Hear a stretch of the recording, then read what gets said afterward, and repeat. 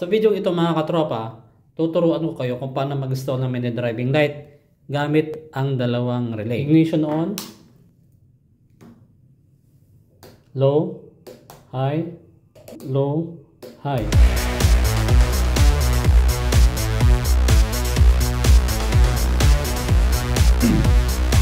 Sa pag-i-install ng ganito mga load sa ating mga motorsiklo, ang kailangan nyo lang i-access or malaman kung saan nakalagay yung battery at accessories wire ng inyong mga motor dun sa ignition switch. Okay, katulad nito. So ang kailangan natin dito mga katropa para mag-install ng mini driving light version 1 ay itong fuse na 10 ampere yung sukat.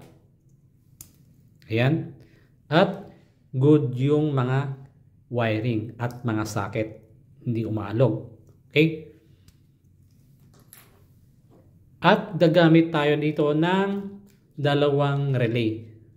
Ang brand, Bosch, pwedeng 4 pins or 5 pins. 30 ampere ang rating nitong dalawa. Okay? 30 ampere.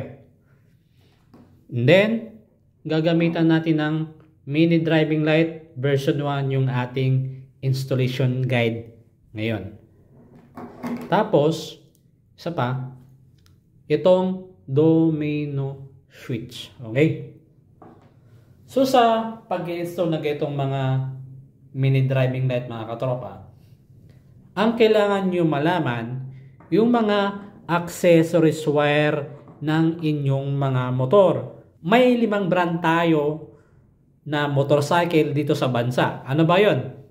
Yamaha, Suzuki, Kawasaki, Honda, at yung mga China bikes. Okay? So bakit ko sinasabi yung mga brand na yan? Doon sa mga brand na yan, mga master, may kailangan kayong malaman na kulay ng wire. Okay? So sa madaling salita, kailangan nyo malaman ang kulay ng accessories wire ng susian ng inyong mga motor. Either Yamaha, Suzuki, Kawasaki, Honda, at China bikes. Kasi doon sa accessories wire na nabanggit ko, kakailangan natin ng supply para gumana yung ating auxiliary light or ang ating mini driving light installation. Okay? So, umpisa natin. Sa Suzuki, ang kailangan nyo malaman doon, sa susian, ang kulay ng accessories wire, orange. Okay? Sa Yamaha, ang accessories wire nila, kulay brown. Tandaan nyo mga master, kulay brown. Okay? Sa Honda, ang accessories wire ng motor, kulay black. Kung sakaling 4 yung wire ng susian nyo, huwag nyo nagalawin yung ibang wire. So sa Kawasaki mga master, ano naman ang kulay na accessories wire doon sa kanyang susian? Kulay brown din. Okay? Wala kayong ibang gagalawin mga master, doon lang sa binanggit kong mga kulay. Tapos sa China bikes, ang kulay ng accessories wire ng mga China bikes mga master, kulay black din. So, ang China bikes at Honda, iisa lang yung kulay ng wiring color coding ng motor na yan. Okay? So, umpisa natin mga master kung paano ang unang proseso sa pag-install ng mini driving light. Version 1 yung guide natin dito ngayon. Okay? So, dito, kailangan nyo mag-install ng fuse. Tapos, ilagay nyo sa positive terminal ng battery. Yung isang paa ng fuse dito sa positive. Okay? Yan. So, sa pag-i-install ito mga lodi, lalo na sa actual, dapat nakahinang at naka-I terminal. Para yung kuryente, buo na dadaloy dun sa inyong mga load. Okay? Tapos, yung isang paa ng inyong fuse, dyan nyo ikakabit yung dalawang 30 na relay na ito. Okay? So, ito siya mga master. Turo ko muna yung position ng mga pin dito. Okay? Sa relay na to may 5 pin. Okay? Heto ang pin number 30. Sa kanan, pin number 85. Okay? Sa taas, pin number 87.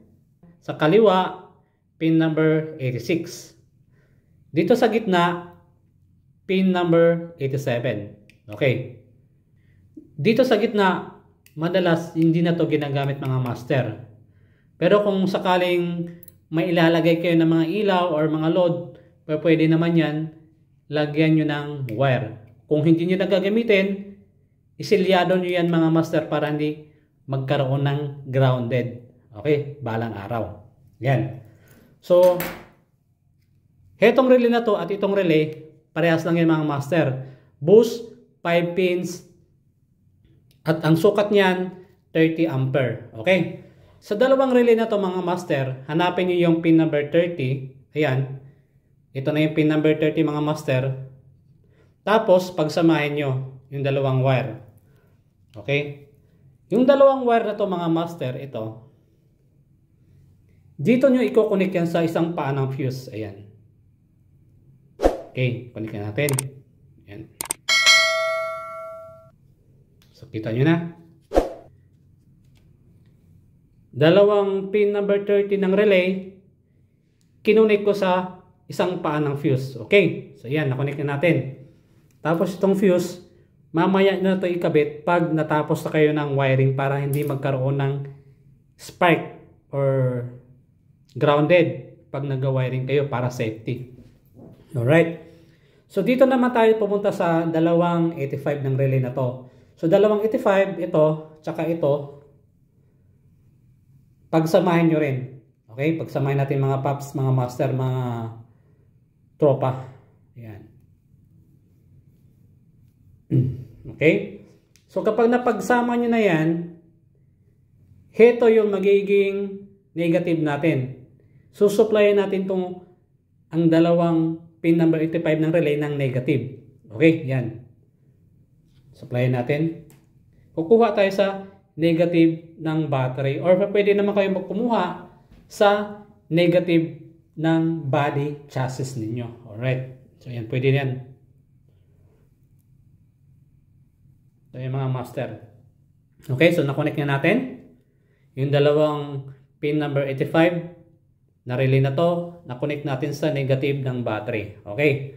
So tanong, paano kung yung dalawang negative ko, dito ko nilagay sa pin number 86.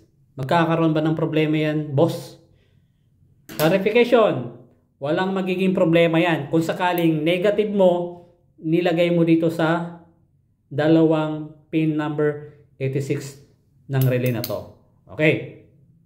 So, nalagay natin mga master. Dito sa dalawang 86, ayan. Bawat relay, dyan nyo i-connect yung ating domino switch. Okay. Dito sa ating domino switch, may tatlong kulay. Okay. So ito yung sinasabi ko kanina mga master na dapat nyo malaman kung anong mga kulay ng accessories wire ng mga motor ninyo. Okay. Kasi dito sa domino switch, yung common ng ating domino, ilalagay natin to sa accessories wire ng mga motor ninyo. Dito sa domino switch, may tatlong kulay ng wire. Blue, black, at brown. Okay? So yung blue, ito yung common or supply ng domino switch. Black, ito yung low. Brown, ang high. Okay? So kanina nabanggit ko mga master, na kailangan yung malaman yung kulay ng mga accessories wire ng mga motor ninyo, lalo na sa susian. Yan kasi ang pinakamabilis na paraan para mag-tap ng supply papuntang domino switch. Okay? So kanina, nasabi ko yung kulay ng Suzuki, yung accessories wire niya, orange. Okay? So kung Suzuki ka, yung blue na to, ilalagay mo sa orange wire. Itap mo doon. Silyaduhan mo. Kung Kawasaki ka naman, yung blue wire na to, ilalagay mo sa light brown or brown dun sa susian ng motor mo or motor ninyo. Tapos, kung Honda ka man, blue wire na to, itap mo dun sa black wire. Kung 4 yung wire ng motor mo, dun mo lang itap tong blue na to sa kulay black. Sa Yamaha naman, yung blue wire na to, itap mo dun sa brown wire. Yan yung accessories wire ng Yamaha. Kung mga China bikes ka man, same lang din yan sa Honda. Yung accessories wire ng China bikes, black. So yung blue wire na to, doon mo itap sa black. Okay? So sa case na to, yung ating illustration or ating yung demo, guide, is Honda. So yung blue wire na to, itap natin dito sa susian na kulay black yung wire. Ayan. Kaya natin kailangan malaman yung accessories wire ng mga motor natin, mga katropa. Dahil magtatap talaga tayo doon. Okay? So, ayan. So, kung 4 yung wire ng susian nyo, disregard nyo na yung 3. Doon na kayo magtap sa kulay black. Okay? Black sa Honda, sa Suzuki, orange, sa Yamaha, brown, sa Kawasaki is brown, China bike is black. Okay? So yan mga master, natap na natin yung kulay blue doon sa accessories wire ng susian. So bumalik tayo dito sa relay. Sa pag-wiring ng domino switch mga master, dito lalo na dito sa dalawang wire na kulay black at brown, hindi mo na kailangan alamin kung saan nga ba dapat iwa-wiring tong black at brown. So ang gagawin mo lang, itatap mo yung dalawang wire na to sa pin number 86 ng dalawang relay. So yung black, nilagay ko dito sa kanan na relay, pin number 86.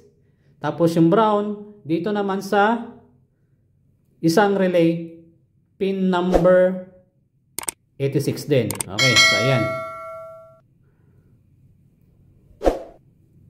Okay. So nalagay natin mga master. Ayan. Dito sa paglalagay ng ating mini driving light sa relay mga master, kailangan nyo malaman dito sa ating domino switch kung saan nga ba naka-tap yung brown at black. Kasi yung brown yan yung high beam. Tapos yung black wire ng domino switch is low beam. So dito sa ating guide, yung brown wire dito yung nakatap sa kaliwang relay. Ayan. O nakikita nyo naman yung mga master. Brown dito. Nasa kaliwa. Tapos yung black dito naman sa kanan. Ayan. Brown wire sa kanan na relay pin number 86. Tapos sa kaliwa na relay pin number 86. Dito naman nakatap yung black wire. Okay. So dito dapat ganun din. Kung saan nakatap yung high beam at low beam ng domino switch, dito mo rin, doon mo rin itatap yung yellow wire na to. Dahil yung yellow wire sa ating mini driving light, heto yung kanyang high beam. Okay?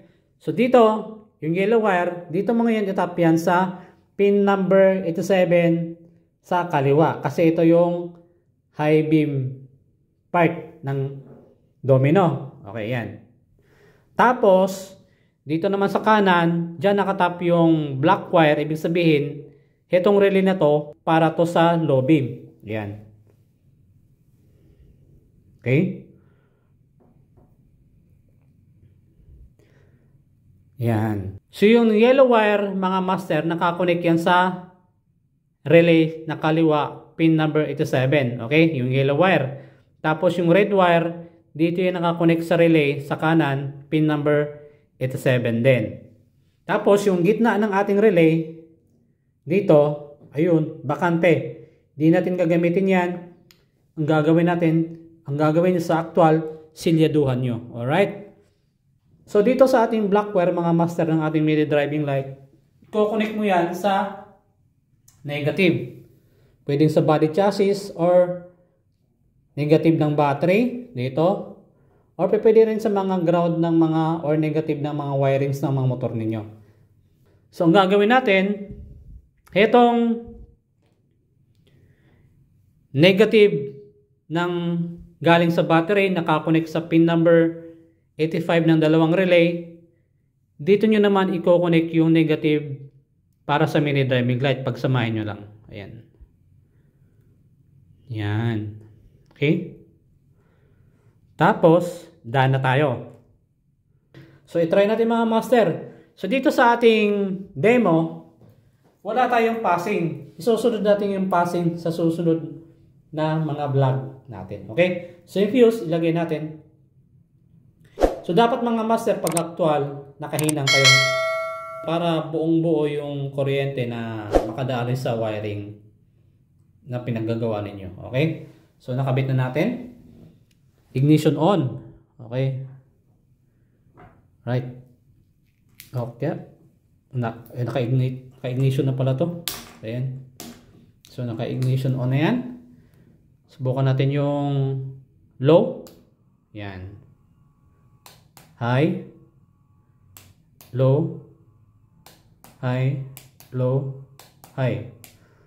Ayan. Ito yung kagandahan mga master pag ginamitan natin ng relay. Kasi pag naka-off yung susian nyo at in-on yung mini driving light, hindi gagana yan. Ayan. Okay? Ito yung kagandahan ng may mga relay. Tapos, mabubuhay lang yung mini driving light nyo or mag-on pag in-on yung susian. Yan. Diba? Sasabihin ng iba naman dyan, ay, kahit walang relay, gagana naman yan. Lagyan mo lang ng switch. Oo, gagana naman yan. Kaso, ang mangyayari, prestado yung switch nyo kahit nakapatay yung motor nyo. Ibig sabihin, gumagana pa rin or nag-function pa rin yung relay, nag-function pa rin yung switch kahit naka-off yung motor siklo ninyo. Mas maigi, gamitan nyo na lang ng relay para safe na rin. Okay? So, yun lang mga master. Kung nagustuhan mo yung ating tutorial, ay huwag mong kalimutang mag-like, share, at subscribe sa aking YouTube channel. At mag-follow ka na rin sa aking Facebook page. Yung link, ilalagay ko na lang sa aking comment section dito sa aking video. Ang gagawin nyo lang, i-click yung description na sa baba na aking video. Tapos, doon nyo na makikita yung link ng aking Facebook. Baka kasi may mga question kayo o mga inquiry, i-PM nyo lang ako. Okay? So yun lang mga master. This is Light Modifier, the Wiring Motovlogger. Ride safe and God bless. Bye-bye.